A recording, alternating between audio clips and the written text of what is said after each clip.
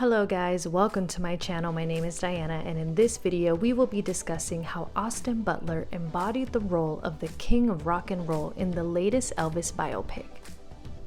This Southern California native has Hollywood all shook up due to his exhilarating performance as Elvis Presley.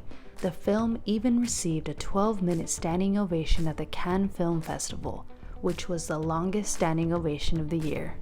So how did Austin Butler land this epic role? He had to go through a challenging 5-month audition process, beating out artists such as Harry Styles. Denzel Washington helped him land the role by calling the director Baz Luhrmann. Baz Luhrmann said in a recent interview, "Then I got a call from Denzel Washington, who gave me a cold call. I did not know Denzel. Then he said, I've just worked with this guy on stage. I've never seen a work ethic like it." Coincidentally, after receiving the call, the director had watched a video of Austin Butler singing in tears Unchained Melody, in which he channels his grief of losing his mother. Both Butler and Elvis Presley lost their mothers at 23, which helped him connect to the role. This became the beginning of a demanding 5-month audition process, which consisted of script reading and singing. As quoted by Austin Butler, he said, "He put me through the ringer, and I realize now he likes to have a very spontaneous onset. He wanted to see if I would lose my mind, so I didn't think I got it." A week later, I woke up to Baz calling me. He sounded downcast and said, "I wanted to be the first one to call you and say, 'Are you ready to fly, Mr. Presley?' It was the greatest phone call ever." After landing the role, Austin Butler became obsessed with Elvis's story. The pandemic contributed to his 2-year obsession since production had stopped for 6 months. This gave Butler extra time to perfect his role. Butler had said, "Yes, I had those 2 years where I really didn't do anything else but was just obsessed with Elvis's story. And it was really, I've told the story so many times, I'll say it again. I essentially just followed my curiosity every day." He studied all things Elvis, from documentaries to YouTube fan videos, and even met with Priscilla Presley to understand the essence of who Elvis was.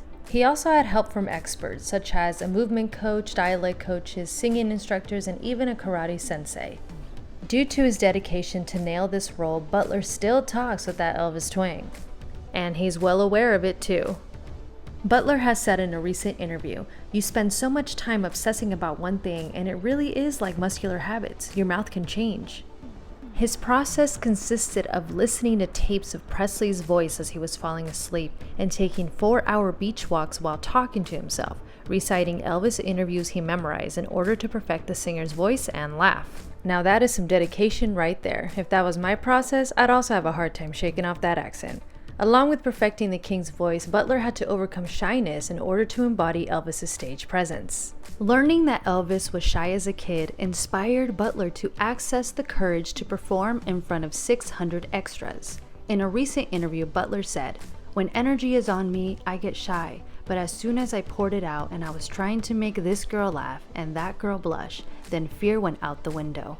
And well, Butler nailed it with his stage presence and did more than cause a little blushing, as an extra was actually thrown off set for trying to kiss the actor. A source confirmed he had some girls literally throwing themselves at him, just like Elvis did back in the 60s. It was art imitating life.